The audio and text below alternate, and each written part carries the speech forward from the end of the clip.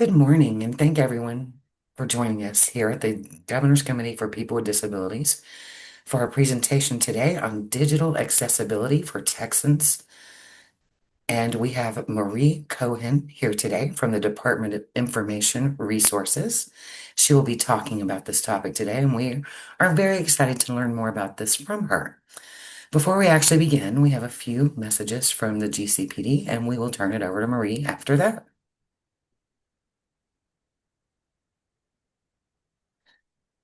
About the Governor's Committee on People with Disabilities, we have a mission to further opportunities for persons with disabilities to enjoy full and equal access to lives of independence, productivity, and self-determination. GCPD recommends changes in disability policies and programs in the areas of accessibility, communication, criminal justice, education, emergency preparedness, employment, health, housing, transportation, and veterans. The committee also supports a network of committees on people with disabilities for issues to promote greater awareness and promotes compliance with disability-related laws. And for this webinar, chat has been disabled. Please use the Q&A tool if you have any questions for our presenters. Most questions will be answered near the end of the webinar. And after the webinar, you will receive an automated email from Zoom with a link to our GCPD page to access the webinar recording or other materials. The email will also include a survey where you can give your feedback if you would like to. And if you have any suggestions for any future webinars, please include them. Marie, the floor is all yours. Thank you so much, Matthew.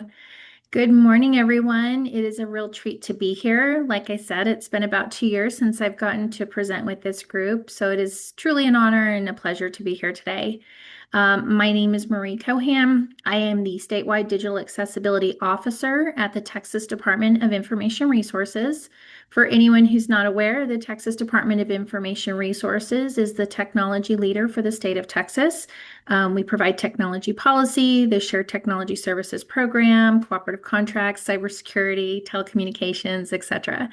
I am a Hispanic female with a long curly brown hair. I'm wearing glasses today that have a dark rim and red lipstick and a black dress and a gray blazer. And I have my State of Texas pin on today.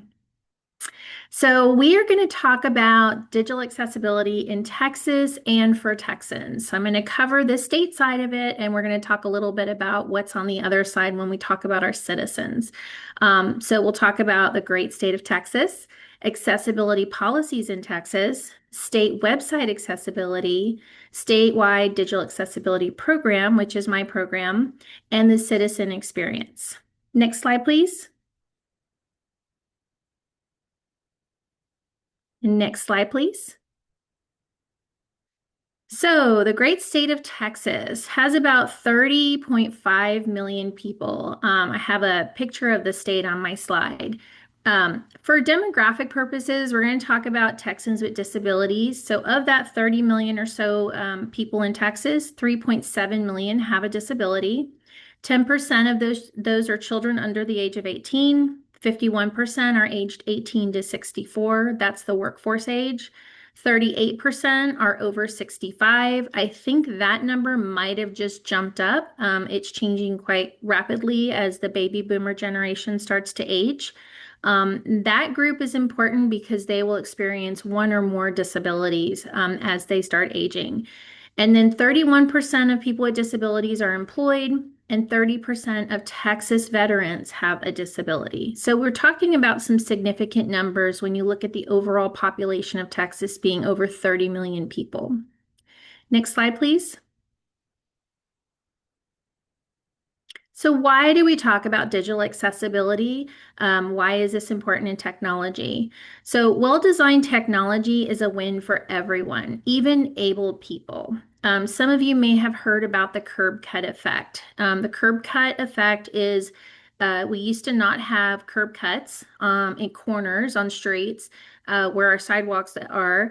And once they added those curb cuts, they suddenly became usable for everyone. A mom pushing a stroller, pushing a cart, someone who is using a walker or a wheelchair, or maybe just someone who doesn't do steps very well and just wants to walk up a ramp.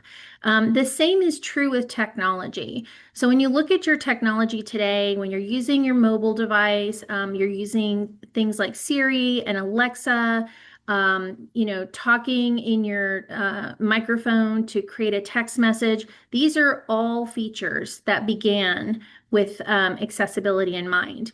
When you zoom out with your fingers, and I'm demonstrating that my fingers are zooming out on my screen, that is an accessibility feature. So we all enjoy the benefits of accessibility features in our technology. Inclusive design is not only about ADA compliance, and this is really important. It also means we are creating an equitable experience for all users, regardless of the ability or disability. And I have a picture of a room full of people raising their hand. Next slide, please. So let's talk about economic benefits for the state of Texas. On this slide, I have a picture of some dollars. When we talk about accessibility in our Texas websites and forms that are on our websites and ability to log into some sort of portal to transact with the state, we're supporting small businesses in Texas.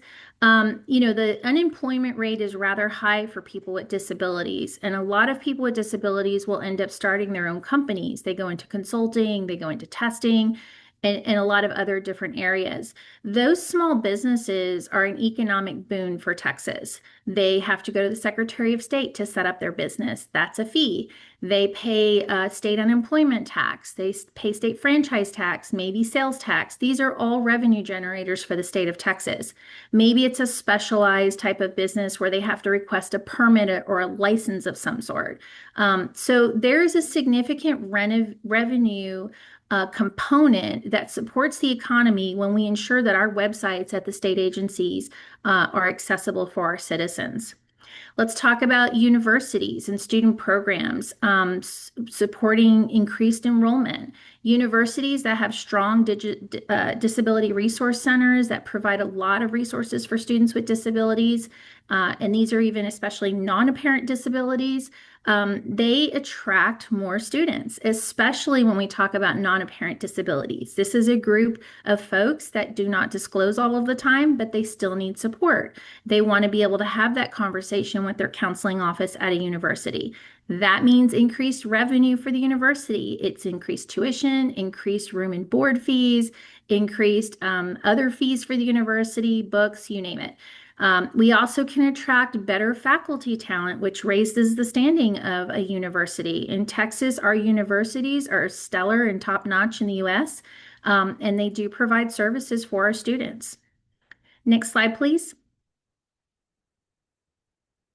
So let's talk about cost reduction. So we hear a lot today about being more efficient with government resources.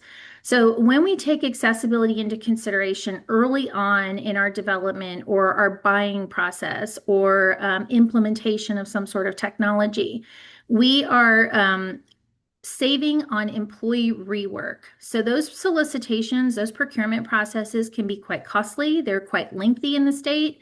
If we procure it right the first time, we don't have to go back out and re-procure again, which is a lag of time. It's a productivity loss. It's another expense to the state.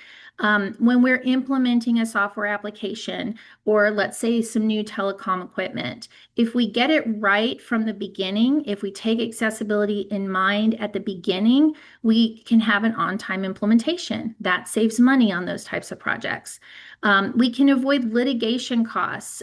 So if there's a complaint about a state website, there's a lot of risk that comes with that, a lot of cost risk. So we have costs of public information requests, we have discovery costs for lawyers, we have attorney's fees, we may have some reputational risk that happens. And then there could be really hefty fines. The state of Oklahoma's mobile application had a fine levied against it back in 2023 or 2024 for about $500,000 because their mobile application for Service Oklahoma was not accessible. The state of Louisiana is going through litigation right now for inaccessible websites. So we really want to focus on our citizens. That's the most important quality.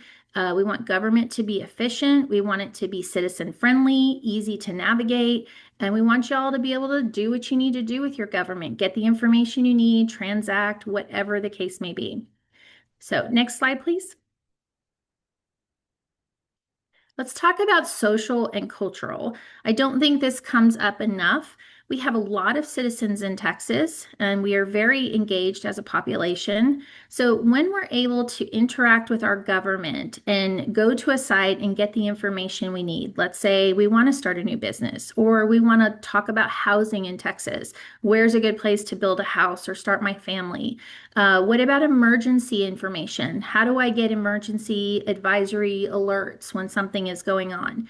So, when citizens can get the information they need easily and efficiently from state government, it improves their experience. It increases their independency and their privacy. It creates flexibility for our students. It helps with student success, not just at the university level, but also K through 12.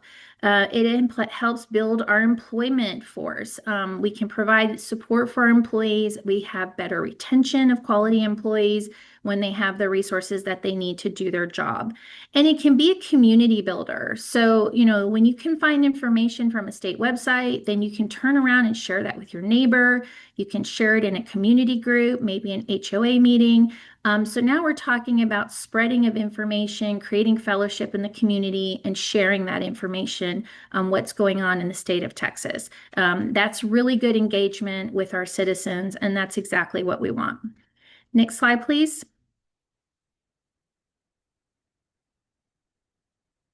So let's talk about state of Texas accessibility policies. We're talking about state government now. Next slide, please. So we do have three different areas of compliance. I'm not going to go into a lot of detail on these because that could take a whole nother hour and it's not super fun to talk about. So I'm sure you'll want to hear the good stuff.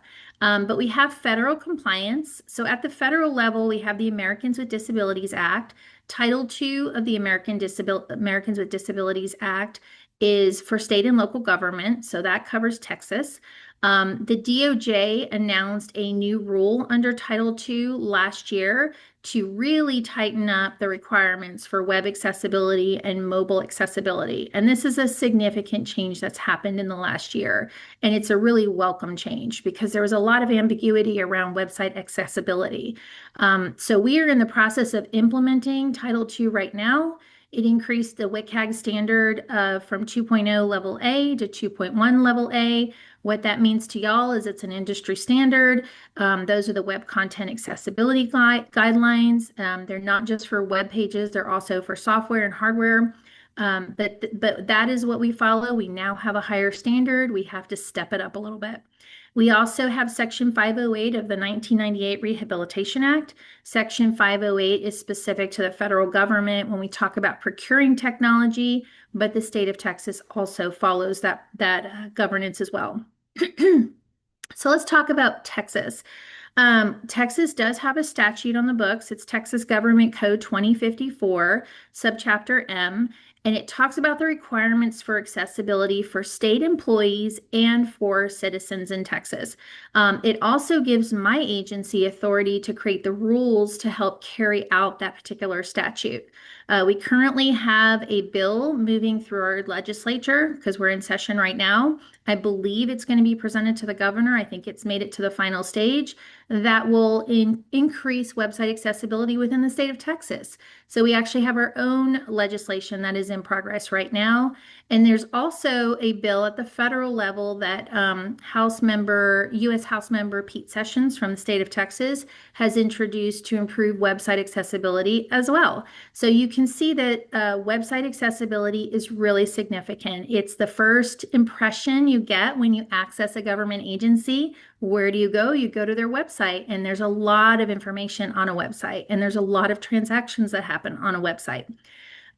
So those rules that I mentioned in Texas, we have two of them. We have TAC 206 for websites, and we have TAC 213 for all other electronic and information resources technology.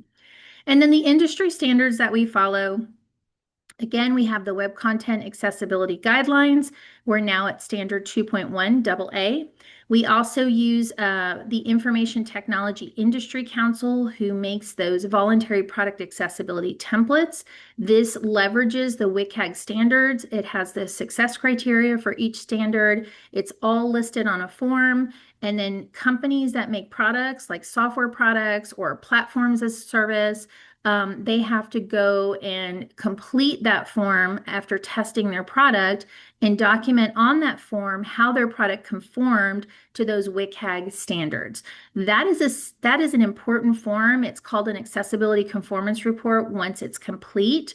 And that is what state agencies use when we're buying technology to assess how accessible that technology is. So we really have to work closely with the vendor community. I do a lot of evangelization for the state of Texas with the vendor community. They're my customers too, explaining to them how important it is that they bring us accessible technology, that we have choices when we buy technology, and we want to buy the best technology for the best price in Texas, and they need to step up and make sure that their products are accessible and their development services as well. Next slide, please. So I did talk a little bit about the Americans with Disabilities Act. It's very broad. It applies to private and public sector. The new standard again for web is at WCAG 2.1 AA. That covers websites and web content, web and mobile applications, the documents that are stored on a website, so those electronic documents like PDFs. Social media is now looped into that as well. Any password protected content, so like your utility bill that you get from your utility company would be a good example. And then any third party content that is on a state website. That is pretty much the scope of the new rule.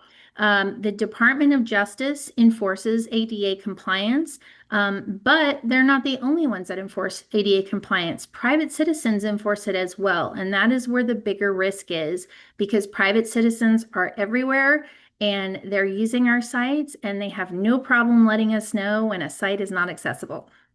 Next slide, please.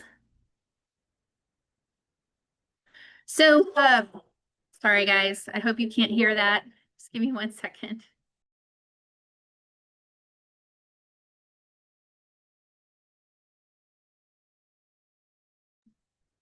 Okay, hopefully he calms down here in a second.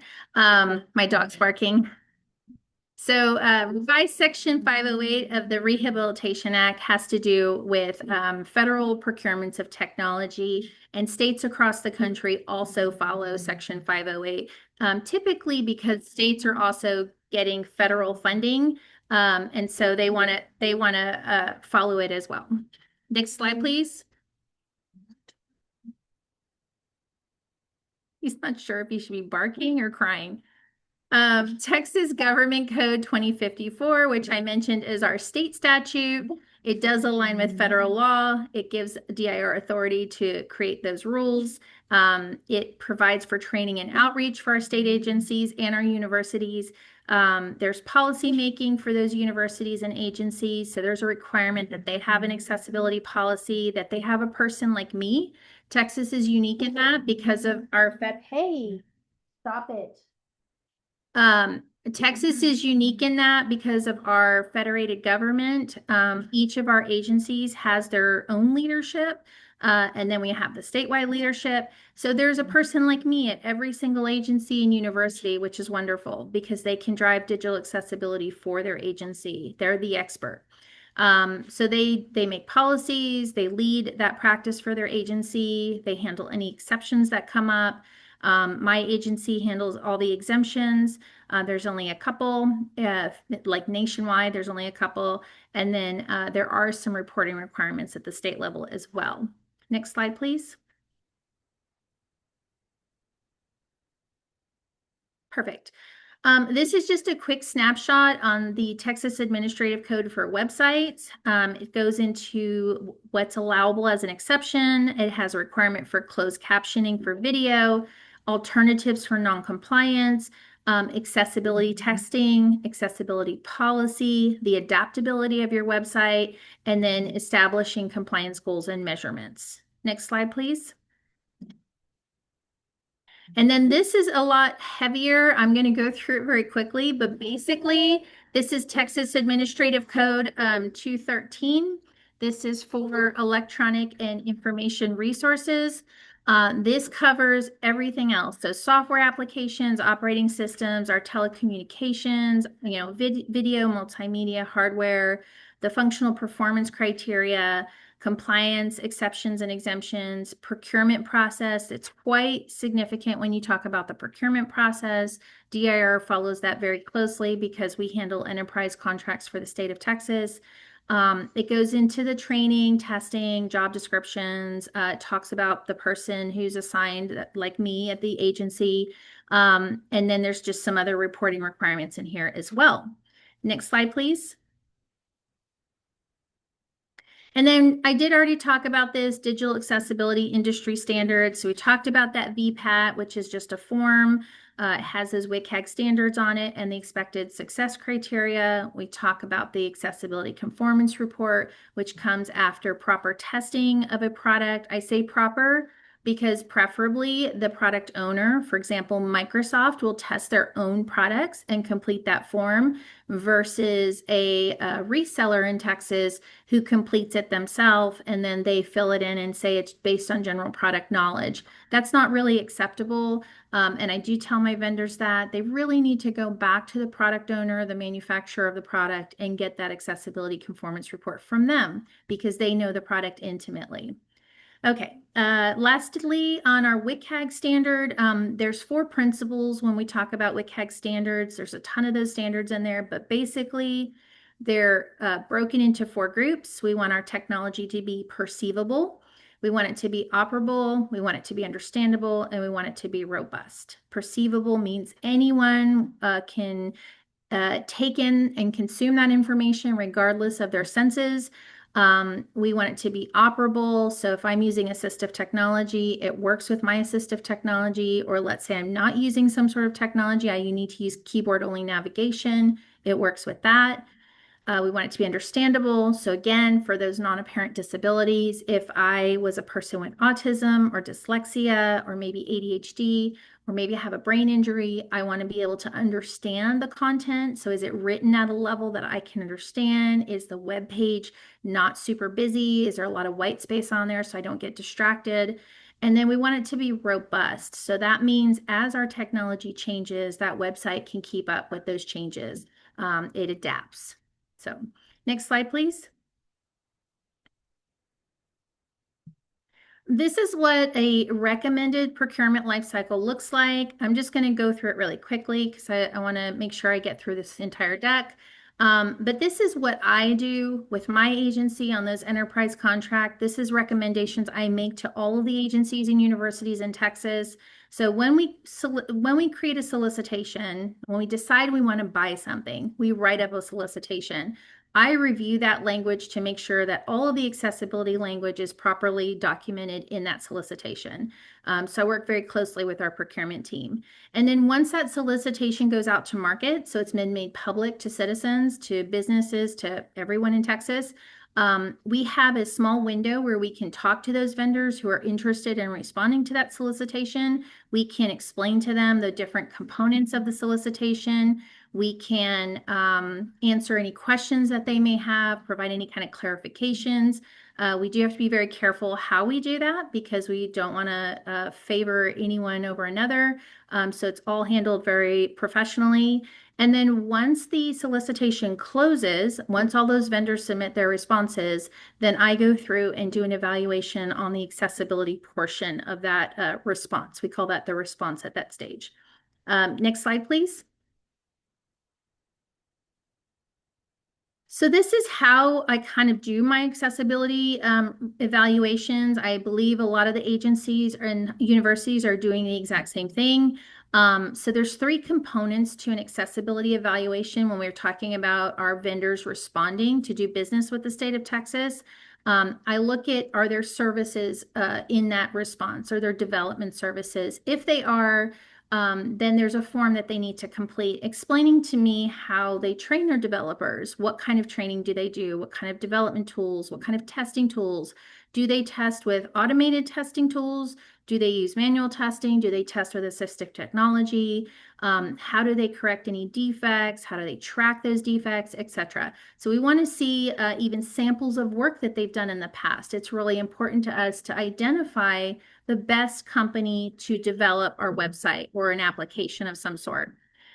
We also have products. So any that's like Microsoft or Apple products, anything that's a tangible product, whether it's hardware or software, that's that accessibility conformance report that we review.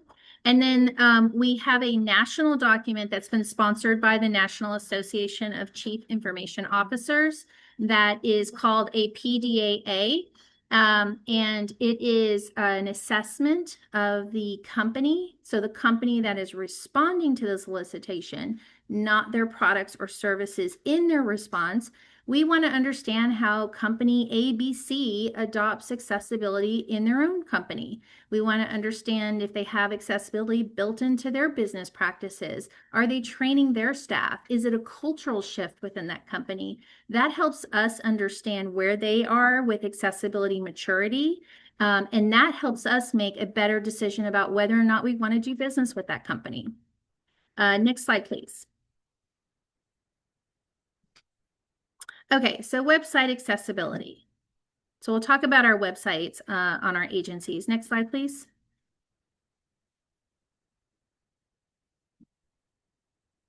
Okay, so again, websites are our first point of contact for the customer, the citizen, and the state. In most cases, this is going to be your biggest accessibility risk when we talk about digital accessibility. There are thousands of lawsuits that occur every year around website accessibility.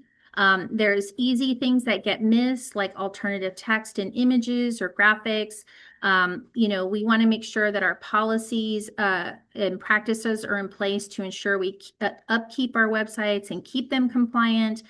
So like continuous monitoring, things like that, so we can reduce our risk. Next slide, please.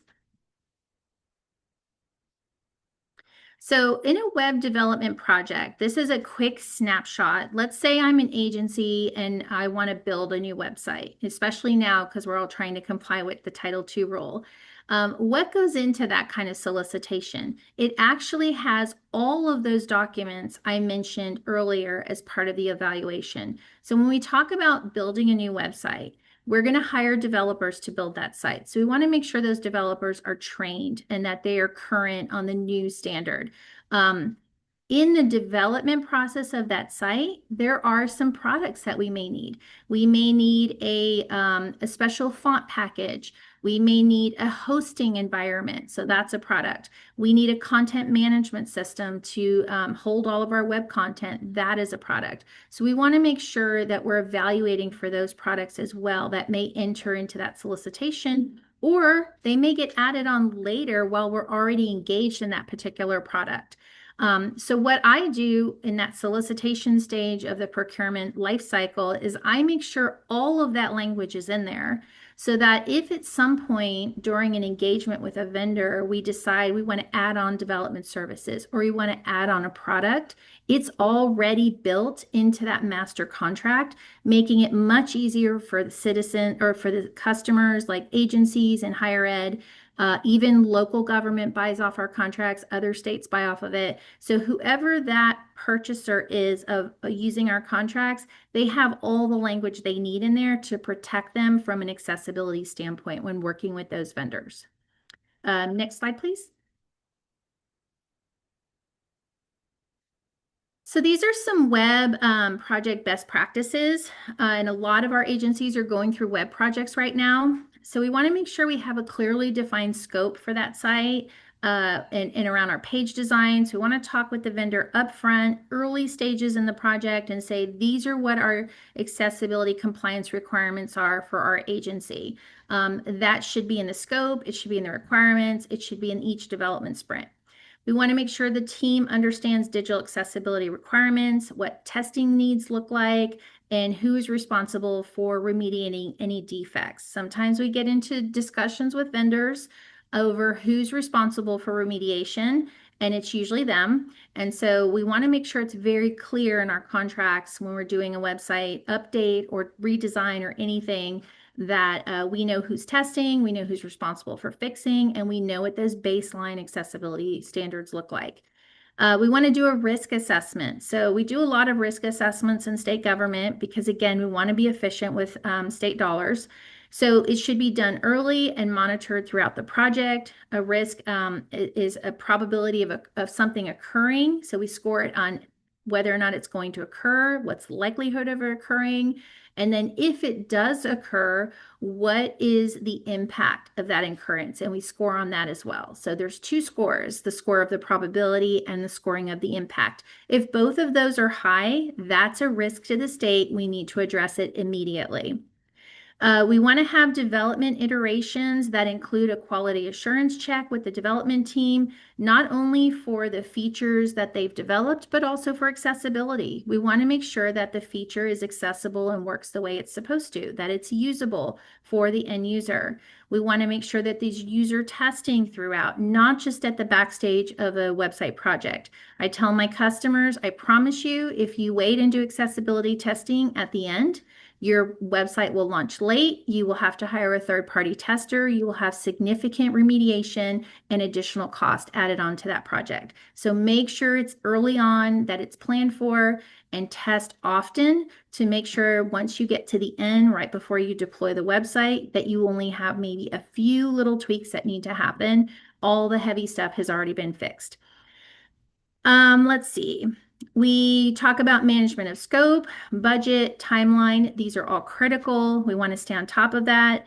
Any changes should be documented. So we want to make sure we're constantly communicating with those vendors to make sure that the project is flowing properly, that nothing has been added that's not been recorded or approved. And then we also want to be really careful about a minimal viable product. So if anyone works in project management, you may hear MVP. We'll just deploy the best product we can get to right now, trying to save money.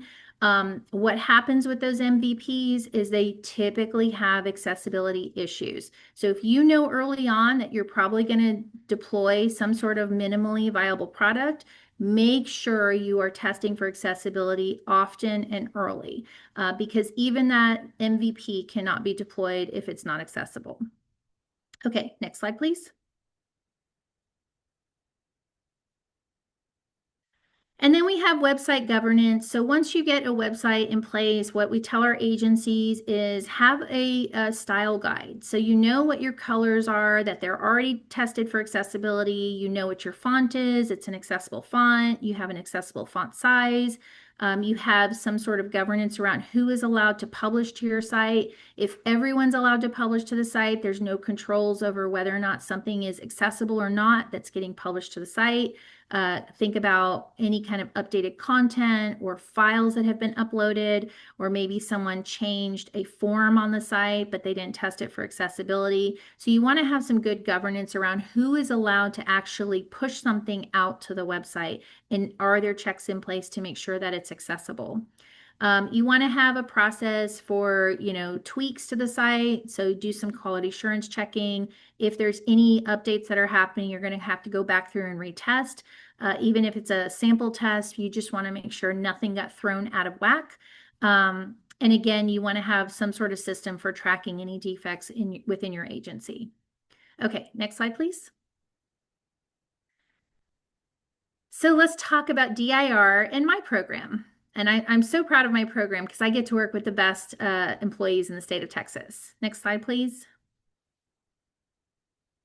So in my program, I get to work with all of the state agencies and all of the universities. And the folks I work with at those agencies and universities are stellar. They are really strong experts in this field. I learn from them all the time.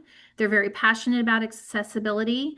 I'm now working with local government, advising them and junior colleges, and I've also been mentoring other states in the country. So Texas has become a leader in digital accessibility. We have a very mature digital accessibility program, and we have become a model for other states to follow. I also work with vendors, evangelizing the need for digital accessibility from them. We can't do this alone. So Texas has very strong private-public partnerships with our vendor community. We rely on them for excellent technology, products, and services. So I make it very clear to our vendors that we take that partnership very seriously and we need them to do their part and bring us accessible products and services. As far as functional roles within the agencies, our roles are very cross-functional. So I work with other accessibility SMEs. Those accessibility SMEs and I work with our own general counsel. We work with our own risk officers, information resource managers or CIOs within the agency. We work with the IT web team, the developers. I work with leadership across all of the agencies and my leadership. My leadership's been very supportive. I work with procurement professionals, program managers or project managers, and then the policy advisors.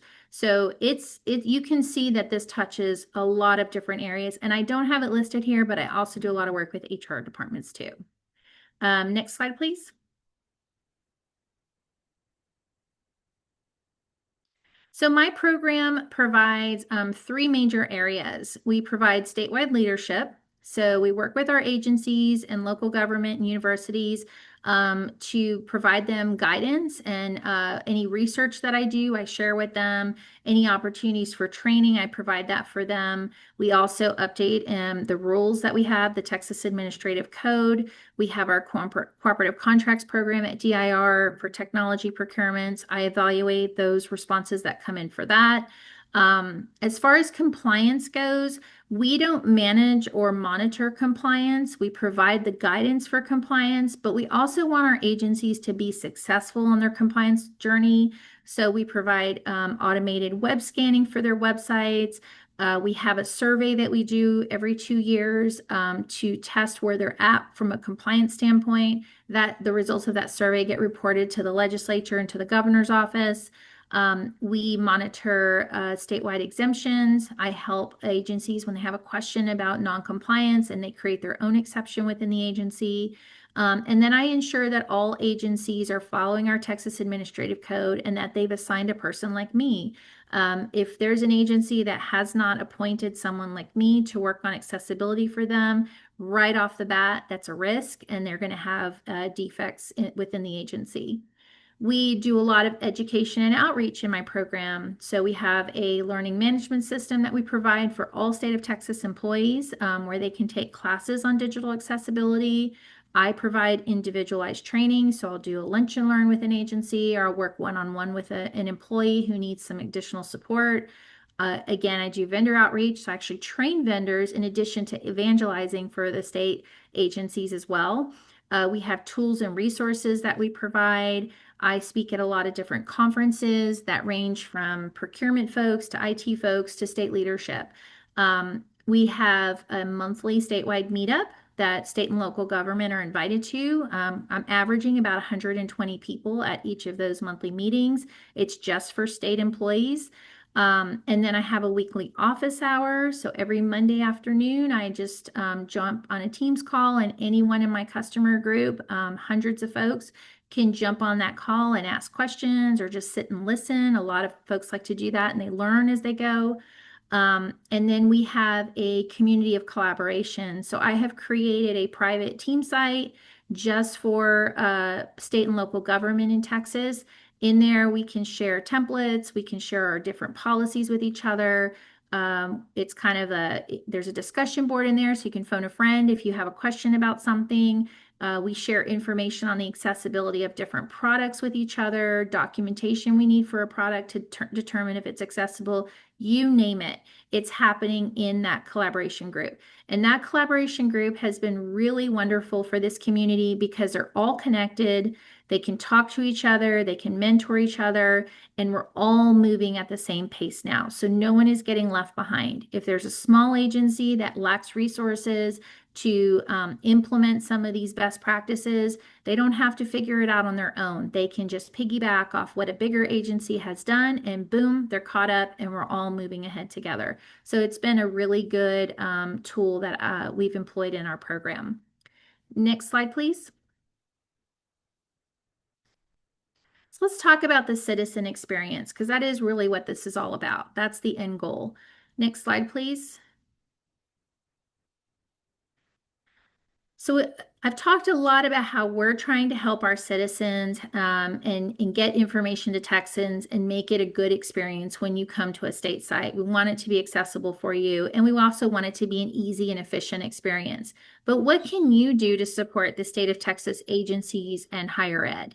So if you get to a site and you notice there's an inaccessible component or something's just not working right, let the state agency know. All agencies have to have some sort of form on their site where a citizen, oops, a citizen can provide feedback or ask for help. So do that. Let the agency know, hey, I just wanted to let you know there's a character limit on this field and I can't complete it properly, or it's there's no headers in this field. I need help with this. They're going to want to know that we don't catch everything. We're not perfect, so it helps when our citizens let us know that we have a little bit of a gap. If there's a bigger gap and you're really having a difficult time and you let them know, please be patient. They have been instructed to respond immediately or as soon as possible to your request or your issue, but sometimes it takes a few days to remediate something. Some of this stuff is a little bit more complex. Maybe we can't remediate it right away, so we need to come up with some alternative way to get that information to you or to help you enter information into a website form. So just be patient and give us a little bit of time to work with you. For public events, let the agency know if you need an accommodation. So if you're attending like a meeting like this today, which I believe is open to the public, if you need a sign language interpreter or if you need closed captioning or CART services, let the agency know ahead of time so they can have a procurement lead time to get those resources in for that particular meeting. We can't do this stuff on last minute notice. So typically agencies will ask for like a week in advance or maybe 2 weeks in advance so they can actually go and procure that service for you. Students in universities and K through 12 should seek out services early. So if a student is having a hard time, maybe they are not aware that they have a disability, which is quite common. They just know that they're having difficulty reading or they don't understand something.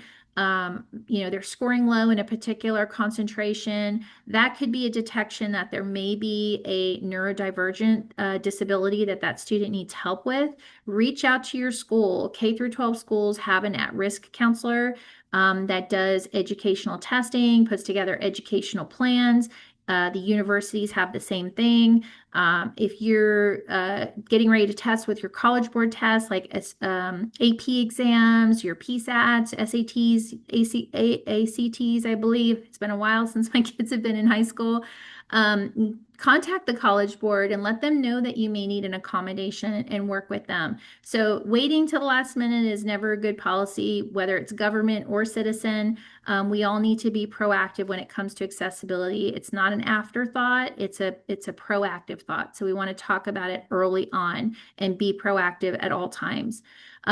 Citizens can volunteer to test for agency. So if you just want, if you're a screen reader user and you want to be helpful for state government, reach out to agencies through those information forms and say, I'm happy to test something for you if you're updating your website or maybe developing a new application.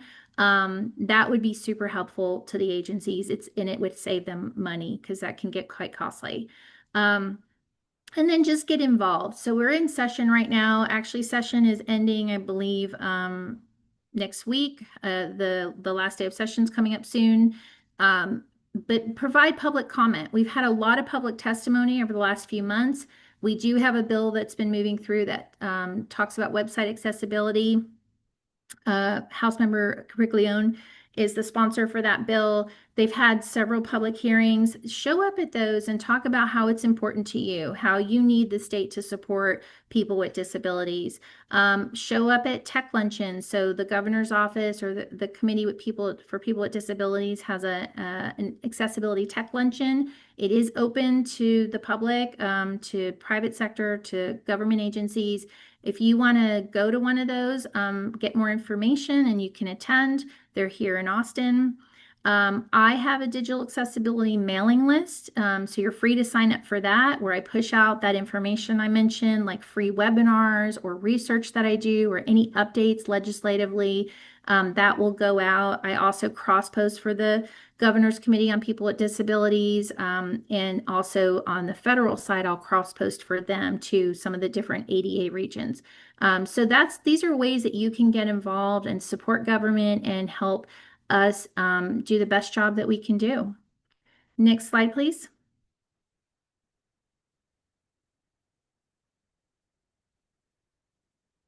So you're free to contact me if you have any questions or want to learn more about the program or want to sign up for my mailing list. If you're a state of Texas employee, you want to learn more about our learning management system to get digital accessibility training. If you're a state agency on the call and you're not participating in our web scanning services, just email me. My email address is statewide.accessibility@dir.texas.gov. You will be able to contact me or Juliana, who is working on my team as well, and we are both happy to help you. And I can take any questions if that's allowed with you guys.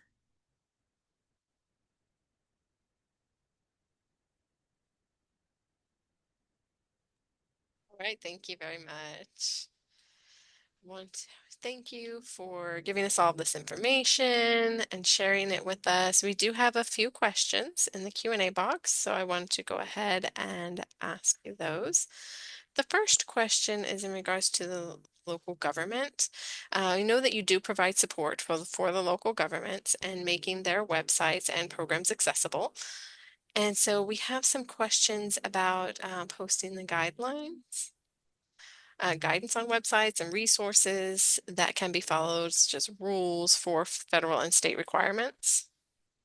Yeah, so if it's this is a local government that asked this question, so two things. You can contact me at the statewide accessibility at dir.texas.gov email address. You're also welcome to join my monthly coffee chats. We call them affectionately. It's our statewide digital accessibility meetup. I do have local government in there, junior colleges, city, county. So we're happy to support you in that monthly meetup as well. We have a lot of good information, and we've been focusing heavily on the Title II rule change. So yeah, reach out to me. I'm happy to help. So do you post any documents online, like FAQs or anything like that? It depends. Those types of more detailed support materials are in my collaboration group. So, really trying to keep it tight within the employee group. As far as public goes, it's more for the public. So, things like this that they can attend. I did cross post this event, or any, like I said, any legislative updates that might impact the public. So yeah, just if you want to reach out to me so I can better understand what your agency does or what level of government you're in, or if even if you're in Texas, and I can better tailor the support for you if you just reach out to me and clarify what you need. All right. Somebody also wanted to share some information about the TTAP conference. And I went ahead and I shared that in the answer. So if people would like to have that information, they can click on the link to get more information from that. Another question, if a vendor provides a product that doesn't have any problems with accessibility issues, maybe they get a flag or they continue to be able to bid or contract without that information, is that being considered? Yeah, so that is an issue. DIR does have a vendor, I think it's a vendor progress report or something. So we do keep track if there are complaints against our vendors, because we're managing those big technology contracts. Agencies can always reach out to DIR. We do have customer service representatives that work with the agencies and the vendor. So we can be that liaison between the vendor and the agency if there is a big issue. This is why, again, I talked about that procurement life cycle. It's so important to have that language in your solicitation, and then it ends up in your contract. We try to make sure it's in all of our master contracts because that's really what you're going to fall back on. And then, that's when you get your general counsel involved to hold those terms and conditions, hold the vendor accountable for those terms and conditions that are in that contract. All right. Another question I think is in regards to the when something has been already approved, once a vendor is approved to provide services for the state or a contract, because who monitors their compliance? So the So agency is if going to something changes later monitor. on in technology or whatever. Sorry, yeah. So the agency is going to monitor the compliance of a contract that they're engaged in. So that's really going to be left up to the agency. The agency is also ultimately responsible for making that final procurement decision. They do that final vetting of the credibility of the accessibility documentation that's been provided by the vendor. We also have it written into our rules that agencies can go back to a vendor and ask for new documentation at any time. So vendors do need to comply with that. When DIR creates a contract, it's a snapshot in time. That contract is in force for at least 4 years. A vendor may or a customer may purchase off that contract 3 years later after it's been executed. Technology changes at the speed of light. So we want to make sure we have protections for our customers that they can go to the vendor and say, I need all new documentation. Where's your product at today? Let me see. So the customer agencies do a lot of that enforcement. DIR does not do any enforcement. We don't have the state auditor's office doing any kind of audit work around this. That would be nice. It's kind of the third leg in the stool that's missing right now. But we do have the DOJ and we do have private citizens that kind of do that enforcement effort. And again, if an agency is having a difficult time with a vendor complying with our rules, then they can always reach out to DIR if it's a DIR contract, and we'll try to work with both of them. Is the DOJ the only place where you can apply a grievance, or is there another way to solve those? Citizens can write to their legislator, they can write to the governor's office. The sky's the limit, honestly. We can't really control that, which is why state agencies really need to do their very best effort to make sure that their products, their websites are accessible. Citizens can reach out to a number of resources, the news. Again, that reputational risk is a big issue. So there are ways for citizens to be heard if they're not getting the attention that they need and the accommodations that they need for accessibility. Okay, another question is, do you do lunch and learn for local government agencies, or is it just for the state of Texas employees? No, I do that for local as well, and I'm also doing it for other states. Okay, so where's that information at? Again, you can email me at statewide@dir.texas.gov. I will say customer experience is really important to me, to my boss, to my whole division. It's super easy just to throw information out on a website, and that's what they're for. But I like to provide kind of that white glove service to my customers and to citizens. So I'd rather just have that conversation so I can really understand what your needs are, what you're dealing with.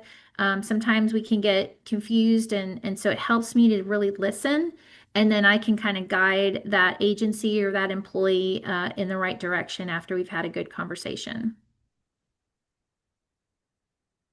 Great, thank you.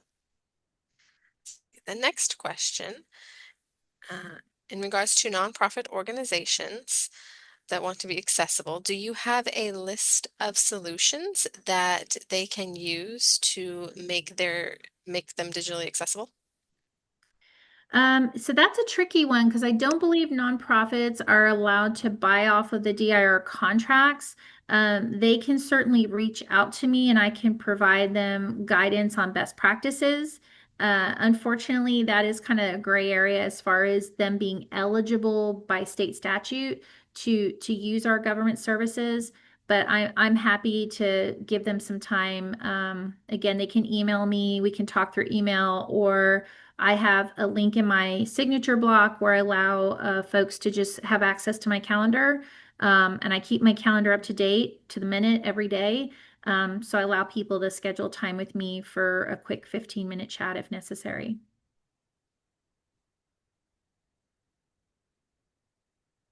Great. Someone was also asking, where can they get access to academic courses, Are they academy courses? the Academy courses? Yes. So if they're talking about our learning management system that DIR provides, just go ahead and email me at that statewide accessibility at dir.texas.gov email address, and we'll go ahead and submit a ticket to get you registered for those courses.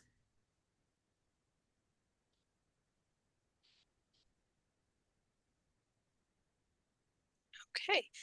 And then someone wants more information about the tech luncheons. It's for with the Governor's Commission on Peoples with Disabilities as well. We also help host those luncheons every month. So if you contact our office, you can get more information about this as well. Yeah. Thank you, Matthew.